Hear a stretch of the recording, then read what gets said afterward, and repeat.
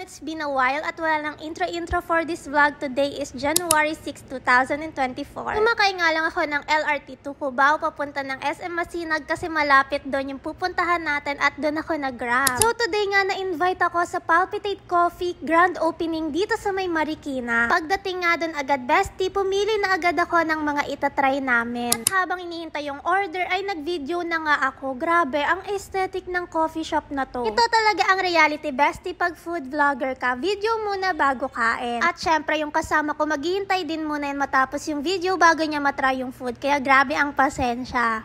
Hey guys, so nag-palpitate na ako. Palpitate is the best. Today is January 11 and I need to do 2 videos. I need to film 2 videos today. And then mamayang gabi meron akong brand visit. Pero malapit lang naman siya dito. But I'm not feeling well today and I don't know why. Parang gusto ko mag-sleep na lang. As you can see, namumutla na naman ako. Hindi pa ako nakaayos. Pero, yeah. Nag-video ko right now. Because, para ganahan. So, sasama ko na lang kayo later sa brand visit ko. Okay? Marunong na ako ngayon mag-adjust ng brightness ng camera ko. Hindi talaga kasi ako marunong mag-camera, guys. This is my first camera ever. Anyway, papakita ko sa inyo right now na nag-film ako ng aking PR. Binigay sa akin na food. So, pakita ko sa inyo. So, this is my setup, guys. Ayan yung phone ko. And then, pagka nasa lamesa, ito yung gamit kong tripod from, ano lang yan, tawag dito? From TikTok shop. And then, ito guys yung pinadala sa akin, Dosi Rakuya, Korean street food siya. Actually guys, pang second na nila to na pinadala. Pang second food na. So, pakita ko sa inyo. Open ko lang, ha? Guys, ito yung food natin. Tatlo silang tawag dito, Kapbap from Dosi Rakuya. After nga nun, pumunta na ako dito sa SM Mega Mall, bestie. Guys, bumili ako ng swimsuit, pero pantaas lang. Hi guys, Hindi ka rinig dyan. Rinig yan, sobrang ano lang. Sobrang sensitive. So, pipili muna kami ng jacket. Pili muna kami ng menu. Order namin combo set 2 for 2 persons. 499 yan per person. And then, pili lang kayo ng main course dyan. Ang pinili namin is itong mixed fudeji base. And then, 2 free food which is this dak, yangjong, and tteokbokki. Ayan ba? This spicy nyo ay separate or sama na sa hot pot? Ikaw Separate na lang. Separate na. Tapos kami na lang po maglalagay. Sige po. Thank you. Akala ko. At dumating na nga yung order namin, bestie. Siyempre, bago kainin, video muna para may content. Pero guys, ang sarap talaga dito kasi parang legit at authentic talaga yung lasa ng pagka-Korean niya. Alam mo, pag nanonood ka ng K-drama, yung kine-crave mo, ganon. Guys, busog na kami. Before nga kami umalis, nag-last one video pa ako pang content. At ito nga, January 12 na, sobrang bilis ng araw. Nag-dinner lang kami ng daddy ko dito sa may Joy Nostalgia, yung rooftop nila na makikita mo yung city lights. Kaso yung menu nila, ganito na gula-gulanit. Hindi to collab mga bestie, kain-kain lang talaga. Pero, tinry ko na din siyang videohan para may pang-add ako sa content. Pero at the end, nabuno yung memory ko. Hindi ko na siya na-upload. Masarap naman, tsaka maganda yung place kaya bet. Kinabukasan nga January 30, nag-quick beach lang kami dito sa Zambales. Para lang mag-relax-relax. Ang saya. Hi vlog! Pupunta na kami sa baba, sa beach area para mag-take ng photos. Tapos pakita mo yung mga... Yan, may dala kami plastic kasi wala kaming bag na paglalagyan. Ang ganda dito. Pakita ko sa inyo mamaya yung view. Resort namin, nandito siya sa in front ng Beware! Sea urchins in the deep area. Ito guys. Ang ganda kasi yung resort namin nasa harap siya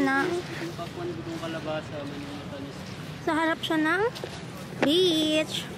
Kaya ano yun, by the sea ang pangalan niya. Hindi na nga ako masyado nakapag-vlog dito pero one day lang naman kaya uwian na agad. Hello everyone! So I'm here at Harold's Eve Hotel. So this is a hotel here in Timog. And pakita ko sa inyo yung room ko. So here it is, mga beshi cakes.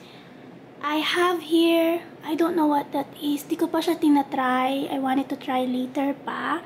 And then I have this big bed. And then of course here we can adjust the aircon. And then here, the mirror. And we have shaving kit. We have a comb. I super love that they have a comb. They have dental kit. And then we have here shower cup, vanity kit. Is it not focusing? Kaya kung binili yung camera, ayan, nag-focus na. Of course, we have soap as well. And then we have here tissue. I love the aesthetic, guys. It's kahoy and white. And then we have here some faucet. Kapag gusto mo mag-wash ng face mo dito. Oh my gosh, I feel like I'm a real vlogger with this kind of setup. And then here, mga beshi cakes, our CR. I super love, they have a bidet, of course. Some hotels kasi, diba, they don't have a bidet. And then we have towels here. And yung mat, floor mat. And then here we have the shower, very simple. And then we have soap for body and then shampoo for the hair. We also have here a mini ref. Okay, here we have a mini ref. And then on this side we have a safe kung saan pwede mailagay mga kayamanan mo dyan. And then dito ko nilagay yung bag ko para when I film, hindi siya masali muna. And then this table, mga beshi cakes. As you can see, meron na tayong pakuluan ng tubig. And we have coffee, sugar. Meron na ding baso. Ang ganda ng setup. I love this lalagyanan nila. And then we have here, para naman if you want cold water or just water. Here's yung, I love the glass. Oh my gosh. Ang ganda ng aesthetic nila here. Very simple and very minimalist. And then, eto may nakalagay din na meron silang barbecue all you can for only $599. And of course, we have a telephone kapag we need to call. And then here. Ayan, may upuan din there. Ayan mga beshi cakes ko. And we have here this one. Meron pala silang mga menu in-room dining. Here. Oh my god, I love this. Mamaya i-check natin yan. Okay, kasi malobot ako. 1 baht na lang pala ako. Okay, so we will be having lunch later at 1 PM. Sa 20th floor nila, andun yung pool. Pero I still don't know kung aabot si camera natin doon. So, I think I have to charge it muna right now. So, para medyo umabot siya. So, para sa vlog natin. Okay? And then, ito na nga, bestie, nag-lunch time na kami. And ang sasarap ng mga food na binigay sa amin. Hindi ko lang na-videohan lahat dito sa camera. And then, kasama ko yung marketing nila at saka yung ibang mga influencers na in-invite sa lunch namin. Ang sarap talaga. And then, after niya, nag-dinner na kami. Yung only barbecue nila na worth $599. And ang ganda dito paggabi kasi makikita mo talaga yung city lights. At sobrang nakaka-enjoy kasi nga rooftop to. Makikita mo yung view. Tapos ang sarap mga barbecue nila. Worth it dun sa $599 in fairness. Kasi may iba pang mga food na pwede mong kunin. Like baked mac and all. Tapos sobrang aesthetic lang. Kaya vlog-vlog lang ako dyan. So today is Tuesday and I'll be going to a Korean salon sa my BGC since na-invite tayo and I badly need a haircut na okay, tumatahol yung aso ko pero I badly need a haircut na guys. As you can see naman sa mga previous videos ko, super haba na talaga ng aking hair. Abot na siya sa dulo na likod ko. So, and nakikita niyo yung roots ko, nagiging black na siya, mag-iiba na. Ang pangit na talaga niya. So, let's see kung anong makukuha nating hair transformation sa salon na pupuntahan natin sa BGC. So, ang name pala nun is Daol Salon. So, papakita ko rin sa inyo later kapag nandun na ako.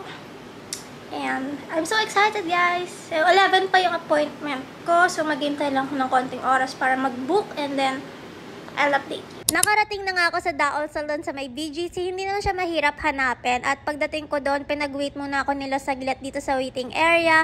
And Korean talaga yung mag-aayos ng hair mo, kaya ang ganda. Nagpa-highlights lang ako dito and hair color.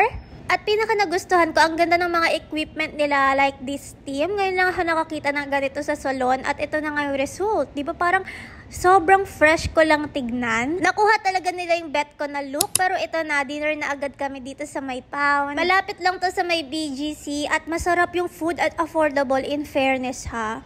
Hi guys, we're here at Shrimp Got Wings sa may Commonwealth. Oh, sa may Royal Palace. Second floor Royal Palace. Sa tapat lang siya ng Ever. Ito na yung last collab ko for the month of January 2024. If gusto nyo mapanood yung mga food review ko, punta lang kayo sa Instagram ko or sa aking TikTok account. Bye! Wala nang outro!